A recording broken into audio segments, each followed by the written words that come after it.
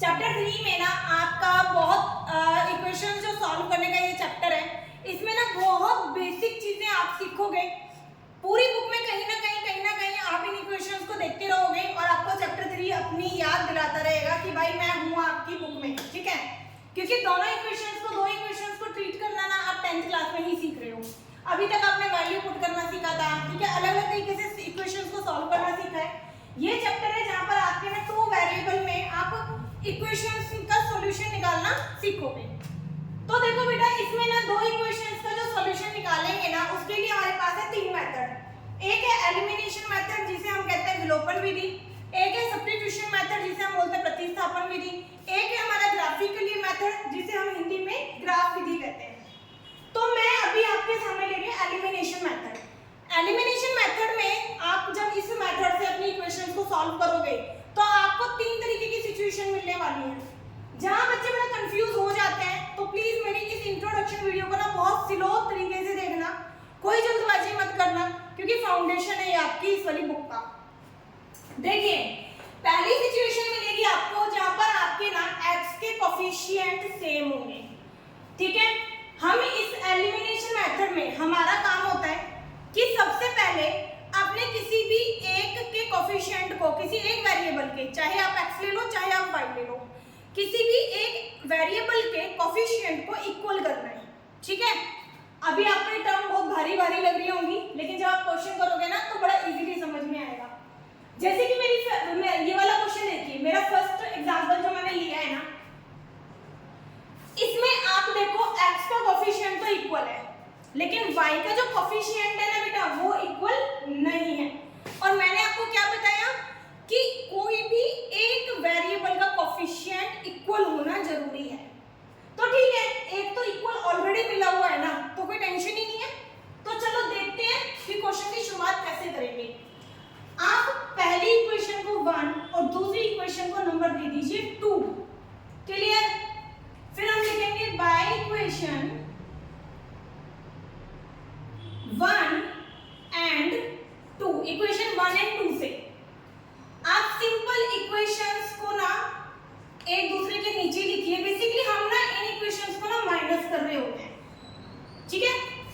अब जब आप छोटी क्लास में देखा होगा आपने 2 - 7 + 5 करते हो, जब मुझे 2 में से माइनस करते हैं ये दोनों नंबर करने होते हैं, तो आप क्या करते हो, ब्रैकेट के अंदर के साइन को चेंज करते हो ना। यहाँ पर भी वही कंसेप्ट फॉलो हो रहा है।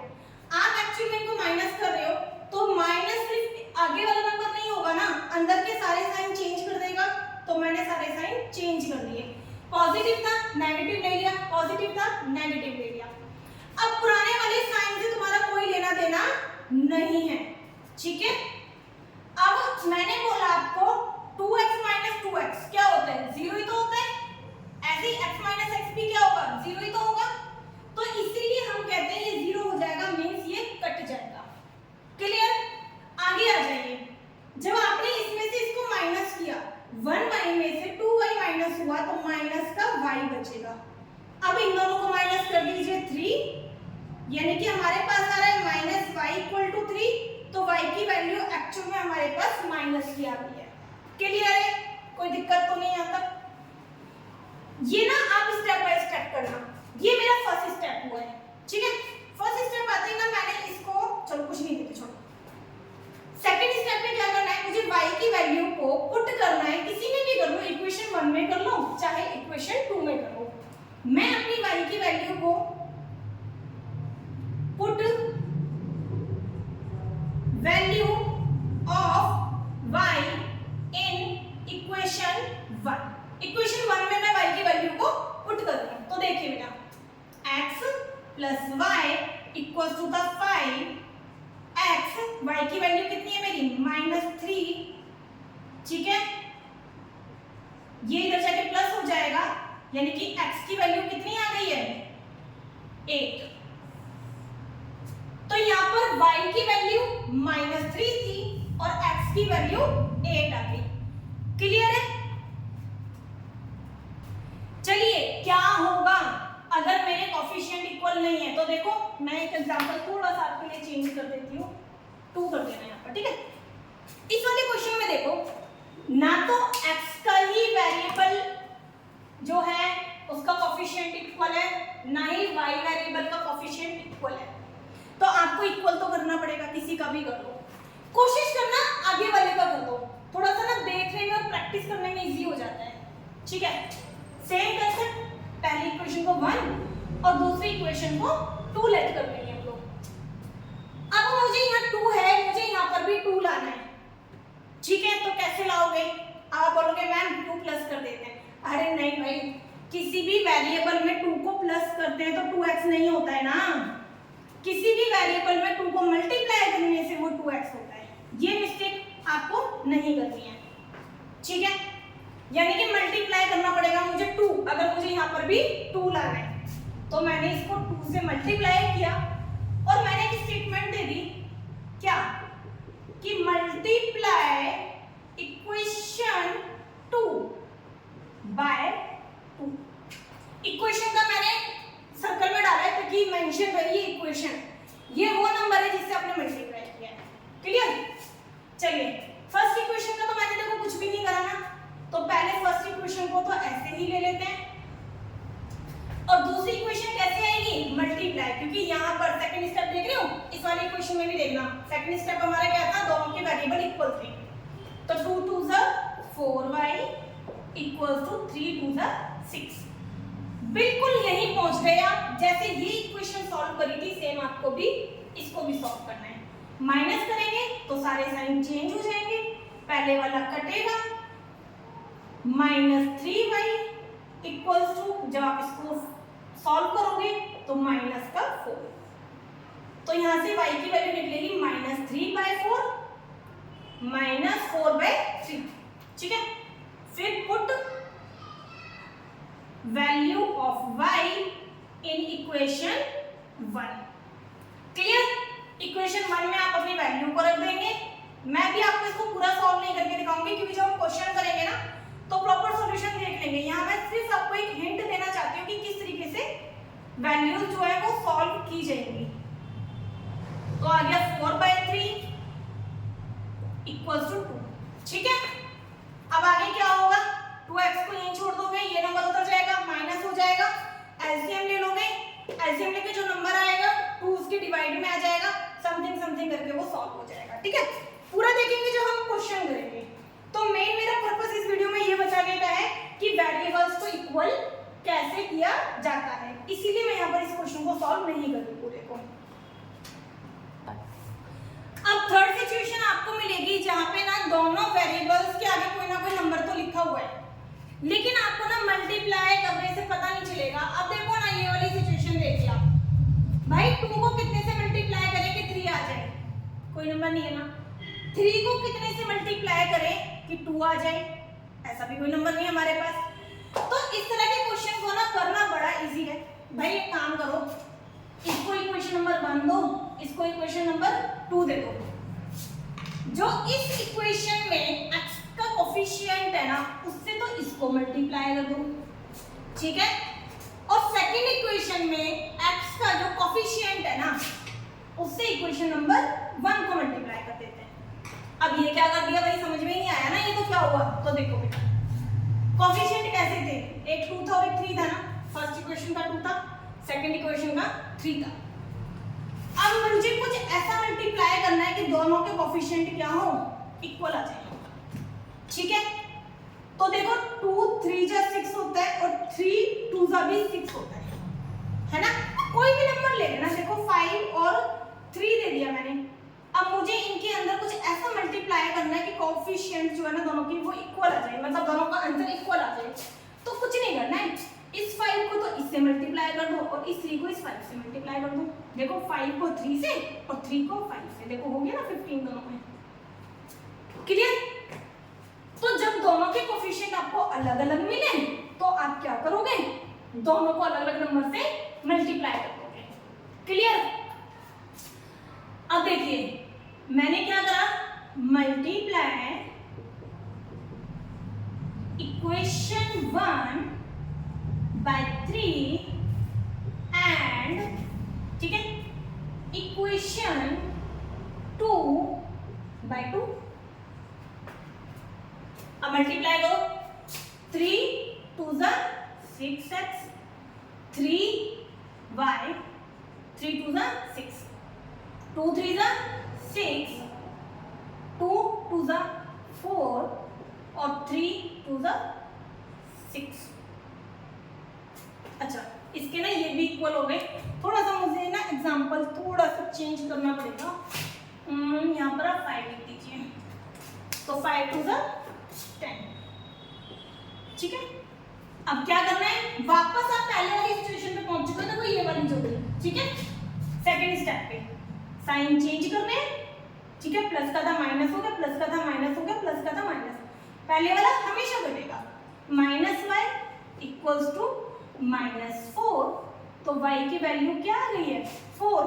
बस पुट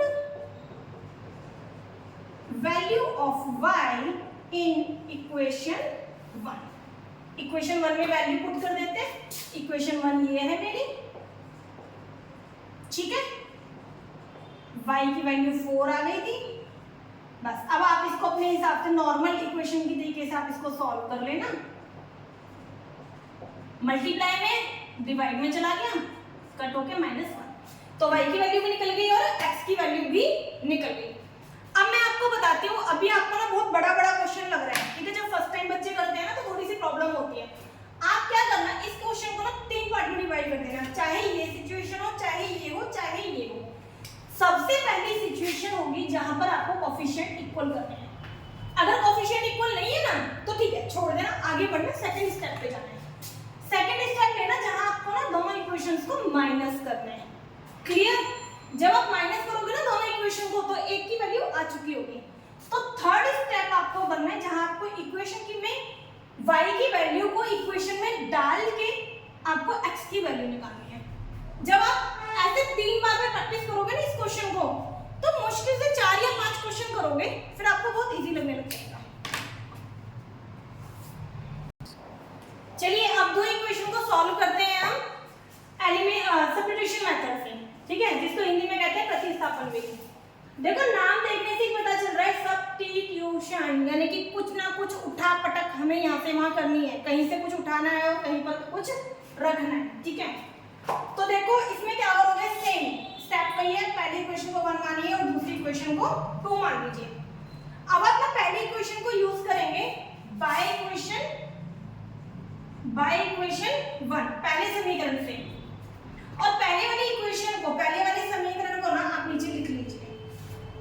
यहां से किसी एक वेरिएबल की वैल्यू फाइंड करो, x की कर लो या y की कर लो, आपकी इच्छा है। x की वैल्यू निकालना पहले ज्यादा ठीक लगता है मुझे, तो मैं यहाँ पर x को तो ऐसे छोड़ दिया मैंने, y उधर जाके माइनस हो गया, यानी कि x equals to y minus 3 minus y। अब इसको दे दीजिए आप इक्वेशन नंबर 3। अब इस x की वैल्यू को आपको पुट करना है। मैंने बोला ना कहीं से कुछ निकालना है, कहीं कुछ फेंकना है आपको। पहली इक्वेशन से x की वैल्यू निकालनी है और उसको उठा के दूसरी इक्वेशन में डाल देना है। तो put value of x in equation 2। बेटा यहाँ ध्यान देना, यहाँ बच्चे थोड़ी मिस्टेक कर जाते हैं।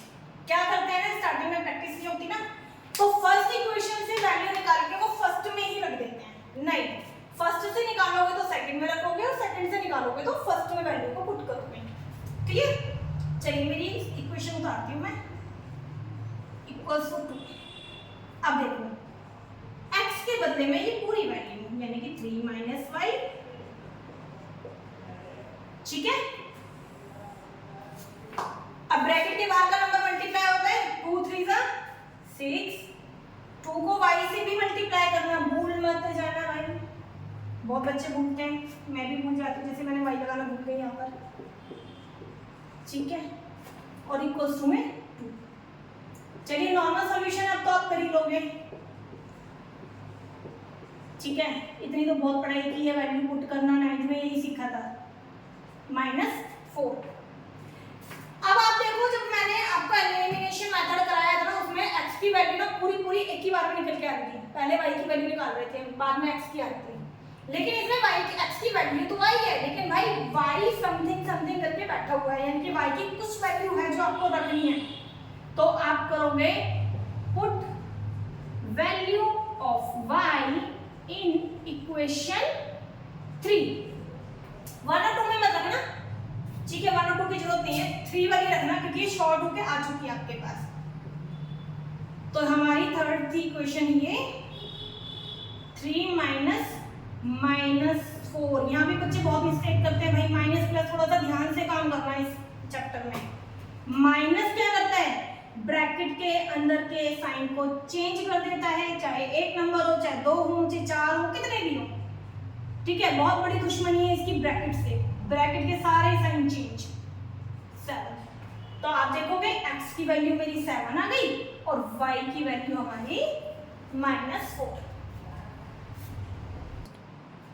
एक और इक्वेशन देखते हैं बेटा, एक और एग्जांपल लिया है मैंने आपके लिए।